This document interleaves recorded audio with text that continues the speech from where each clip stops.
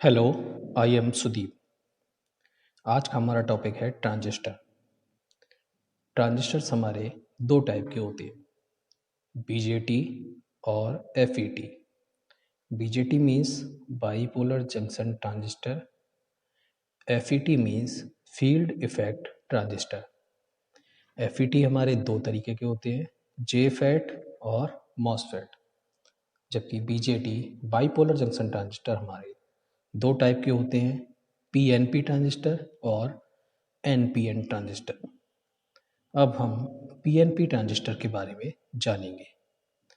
PNP transistor में हम एक सेमीकंडक्टर मटेरियल की एक प्लेट को लेते हैं जिसमें तीन भाग करते हैं। इन भाग में साइज अलग अलग रहते हैं। इसमें हम दो भाग में पी टाइप की अशुद्धि तथा एक भाग में हम एन टाइप की अशुद्धि मिलाते हैं। तो पी भाग के टाइप की अशुद्धियों को हम किनारे के भागों में मिलाते हैं और एन टाइप की अशुद्धि को हम बीच के भाग में मिलाते हैं। इस तरीके से हमारा पीएनपी ट्रांजिस्टर बनता है। ये पीएनपी ट्रांजिस्टर को हम दो पीएन जंक्शन से मिला हुआ मान सकते हैं। एक पीएन जंक्शन हमारा यह कहलाता है, दूसरा पीएन जंक्शन हमारा ये होता है। पी टाइप में हमारे मेजॉरिटी कैरियर्स होल्स होते हैं तथा एन टाइप में हमारे मेजॉरिटी कैरियर्स इलेक्ट्रॉन्स होते हैं। जब हम पी और एन टाइप की प्लेट डोपिंग करते हैं तो इनके बीच में एक जंक्शन बैरियर उत्पन्न हो जाता है। इन जंक्शन बैरियर्स को हम एमीटर बेस जंक्शन के बीच में जेई कहते हैं या एमीटर जंक्शन कहते हैं तथा बेस व कलेक्टर के बीच में इन्हें हम कलेक्टर बेस जंक्शन या कलेक्टर जंक्शन कहते हैं। इस तरीके से हमारा ये पीएनपी ट्रांजिस्टर की संरचना का निर्माण होता है। तो ये जो हमारा पीएनपी ट्रांजिस्टर है, इसमें बैरियर्स जब तक हम बाइसिंग नहीं करते हैं तब तक ये बैरियर्स इनके मेजॉरिटी कैरियर्स या माइनॉरिटी कैरियर्स को जंक्शन को पार करने नहीं देते, जिससे इसमें कोई करंट का प्रवाह नहीं होता। इसमें करंट का प्रवाह कराने के लिए हमें इसकी बाइसिंग करना ज़रूरी होता है। इसकी बाइसिंग करने के लिए हम एमीटर बेस के बीच में बाइसिंग देते हैं तथा बेस और कलेक्टर के बीच में बाइसिंग देते हैं। इसकी बाइसिंग हम चार तरीके से कर सकते हैं। एमीटर बेस जंक्शन को फॉरवर्ड वाइज करें, कलेक्टर बेस जंक्शन को फॉरवर्ड वाइज करें, या फिर एमीटर बेस जंक्शन को forward wise, collector base junction को रिवर्स वाइज, या फिर दोनों जंक्शंस एमीटर बेस और कलेक्टर बेस जंक्शंस को रिवर्स वाइज करें, या फिर एमीटर बेस जंक्शन को रिवर्स वाइज और कलेक्टर बेस जंक्शन को फॉरवर्ड वाइज करें। लेकिन हम जो एम्पलीफिकेशन यूज करते हैं उसके लिए हमें लो रेजिस्टेंस से हाई रेजिस्टेंस की तरफ जाना होता है। तो हम उसमें इसके एम्पलीफिकेशन के लिए जो एमीटर जंक्शन को फॉरवर्ड वाइज तथा कलेक्टर जंक्शन को रिवर्स वाइज करते हैं। यदि हम एमीटर जंक्शन को फॉरवर्ड वाइज और कलेक्टर जंक्शन को फॉरवर्ड वाइज करें तो जंक्शन जेई पर तथा जंक्शन जेसी पर हमारे सिर्फ जंक्शंस को मेजॉरिटी कैरियर्स ही पार करेंगे। तो इस तरीके से पी टाइप से आने वाले majority carriers holes N type में माइनॉरिटी कैरियर्स होंगे और वो जंक्शंस को पार नहीं कर पाएंगे। इस तरीके से यहाँ हमारा एमीटर करंट आगे कलेक्टर तक नहीं पहुँच पाएगा, जिससे वैल्यू बहुत कम रहेगी। यदि हम एमीटर को और कलेक्टर को रिवर्स वाइज में करें तो फिर इसमें माइनॉरिटी कैरियर्स के कारण चार्ज फ्लो होगा, इससे भी हमें कलेक्टर पर इच्छित आउटपुट नहीं मिलेगा। यदि हम एमीटर को रिवर्स वाइज कलेक्टर को फॉरवर्ड वाइज करें तब भी हमें आउटपुट नहीं मिलेगा। तो इसलिए जो हम एम्पलीफिकेशन करते हैं इसमें एमीटर को फॉरवर्ड वाइज और कलेक्टर जंक्शन को रिवर्स वाइज करते हैं। जब हम एमीटर जंक्शन जेई को फॉरवर्ड वाइज करते हैं तो इसका बैरियर पोटेंशियल बहुत कम या ना के बराबर हो जाता है, जबकि हम कलेक्टर बेस जंक्शन को जब रिवर्स वाइज करते हैं तो इसका बैरियर पोटेंशियल बहुत अधिक बढ़ जाता है। इस तरीके से हमारा ये JN मतलब PNP जंक्शन की बाइसिंग होती है। यहाँ हमारा चित्र में इसका PNP ट्रांजिस्टर का सिंबल दिखाया गया है। इसमें हम देख रहे हैं कि इसमें जो करंट की डायरेक्शन दी गई है वो एमीटर से बेस की तरफ दी गई है, तथा PNP जंक्शन में जो करंट फ्लो होता है एमीटर करंट आई वो P टाइप से N टाइप की तरफ होता है, अर्थात एमीटर से बेस की तरफ होता है। अब हम बात करते हैं working of PNP transistor. PNP transistor की कार्यविधि। यहाँ हमारा एमीटर जंक्शन फॉरवर्ड बाइस है। फॉरवर्ड बाइस होने के कारण पी टाइप में मेजॉरिटी कैरियर्स अर्थात बहुसंख्यक आवेशवाहक होल होते हैं तथा एन टाइप में मेजॉरिटी कैरियर्स इलेक्ट्रॉन होते हैं।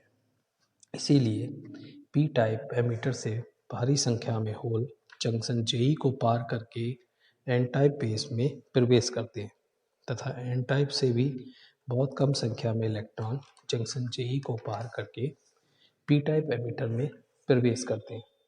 यहाँ बेस से इलेक्ट्रॉन्स बहुत कम संख्या में पार करते हैं क्योंकि इसका डोपिंग लेवल कम होता है, जिससे इलेक्ट्रॉनों की संख्या इसके पास कम होती है।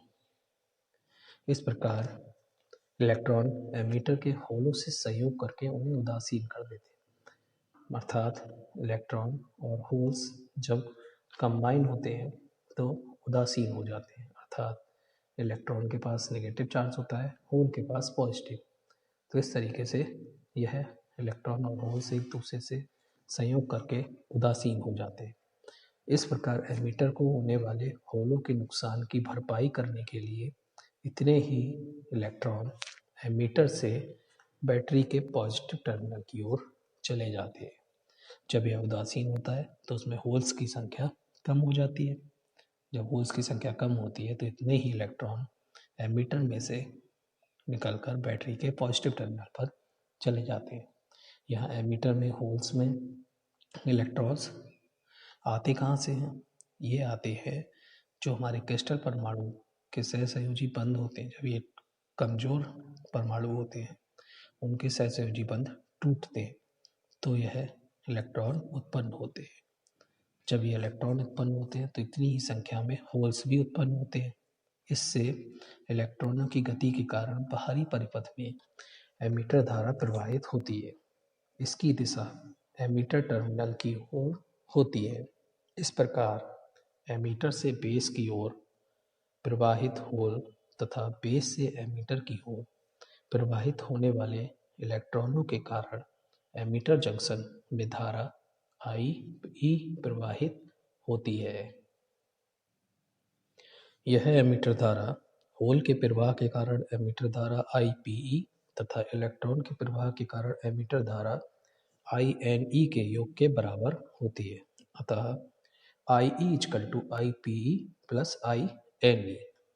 यहाँ IPE तथा INE के मान में बहुत अधिक अंतर होता है क्योंकि एमीटर की डोपिंग बेस की अपेक्षा बहुत अधिक होती है। इसलिए एमीटर से बेस की ओर जाने वाले होलों की संख्या भी बहुत अधिक होती है तथा बेस की डोपिंग कम होती है। इससे बेस से एमीटर की ओर आने वाले इलेक्ट्रॉनों की संख्या भी बहुत कम होती है। इसलिए IPE का मान INE की तुलना में बहुत अधिक होता है तथा INE को IPE की तुलना में नगण्य माना जा सकता है। इसलिए IE को IPE के बराबर ही मान सकते हैं। अतः कह सकते हैं एमीटर में धारा मुख्यतः होलों के कारण ही प्रवाहित होती है। अब हम देखते हैं कि एमीटर जंक्शन के अग्रवाइस में होने के कारण एमीटर से बहुत सारे होल्स जो कि उसमें मेजॉरिटी कैरियर्स हैं बेस में आ जाते हैं तथा बेस का जो एरिया है बहुत पतला होता है और इसकी डोपिंग भी लो होती है तथा डोपिंग लो होने के कारण इसकी चालकता भी बहुत कम होती है।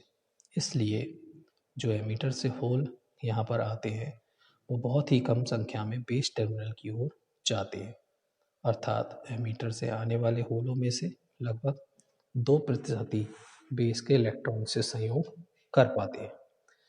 इस प्रकार बेस को होने वाले इलेक्ट्रॉनों के नुकसान अर्थात होल के कारण उदासीन होने वाले इलेक्ट्रॉनों की भरपाई करने के लिए बैटरी B1 से इतने ही इलेक्ट्रॉन बेस में आ जाते हैं।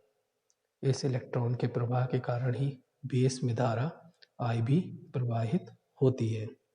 अब P1 टर्मिनल से बेस की ओर प्रवाहित होने वाले इलेक्ट्रॉनों की संख्या बहुत कम होती है, इसलिए बेस धारा का मान हम बहुत कम होता है, जिसे हम माइक्रो एम्पियर में नापते हैं। अब हम देखते हैं कि एमीटर से प्रवाहित होल में से अधिकांश होल लगभग 98% होते हैं जो कि बेस को पार करके रिवर्स वाइज कलेक्टर जंक्शन की ओर चले जाते हैं तथा यह बहुत ही आसानी से कलेक्टर बेस जंक्शन के बैरियर को पार कर जाते हैं, जबकि यह रिवर्स वाइज में है और चौड़ा है, क्योंकि एन टाइप बेस में यह होल्स वाहक के रूप माइनॉरिटी वाहक के रूप में होते हैं तथा हमें पता है बैरियर माइनॉरिटी वाहकों को जंक्शन पार करने में सहायता करता है, जो हमारा ये रिवर्स बायस जंक्शन का बैरियर रहता है। इस प्रकार यह होल कलेक्टर में पहुंच जाते हैं। कलेक्टर में पहुंचने पर बैटरी B2 के नेगेटिव टर्मिनल से इतने ही इलेक्ट्रॉन आकर इन होलों को उदासीन कर देते हैं। इतने ही इलेक्ट्रॉन B1 टर्मिनल से B2 टर्मिनल के पॉजिटिव टर्मिनल में पहुंचते हैं। इस प्रकार हमारे यहाँ जो होल्स होते हैं इनकी वर्किंग होती है। इस प्रकार एमीटर से आने वाले अधिकांश होल बेस को पार करते हैं और कलेक्टर में पहुंच जाते हैं, जिसके कारण कलेक्टर धारा IPC प्रवाहित होती है। इसके अलावा कलेक्टर जंक्शन के रिवर्स वाइस में होने के कारण एक रिवर्स संतृप्त धारा ICVO या लीकेज धारा प्रवाहित होती है। यह रिवर्स वाइज जंक्शन में माइनॉरिटी वाहकों के कारण तथा कलेक्टर में इलेक्ट्रॉन के कारण उत्पन्न होती है। इस प्रकार कुल कलेक्टर धारा IC=IPC प्लस ICVO। कलेक्टर में कलेक्टर धारा एमीटर से आए हुए होलों के प्रवाह के कारण तथा माइनॉरिटी वाहकों के प्रवाह के कारण होती है, जबकि यह बाहरी परिपथ है जो है इसमें केवल बैटरी B2 के नेगेटिव टर्मिनल से इलेक्ट्रॉन प्रवाहित होने के कारण होती है। इस प्रकार परिपथ में एमीटर धारा, बेस धारा तथा कलेक्टर धारा में निम्न संबंध प्राप्त होता है। IE=IB plus IC। इस तरीके से हमें एमीटर करंट, कलेक्टर करंट और बेस करंट प्राप्त होती है।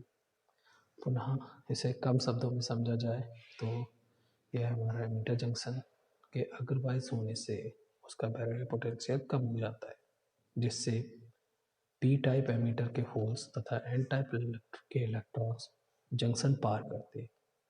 लेकिन एमीटर की डोपिंग अधिक होने के कारण होल्स की संख्या बहुत अधिक होती है। इन होल्स के प्रवाह के कारण एमीटर धारा प्रवाहित होती है।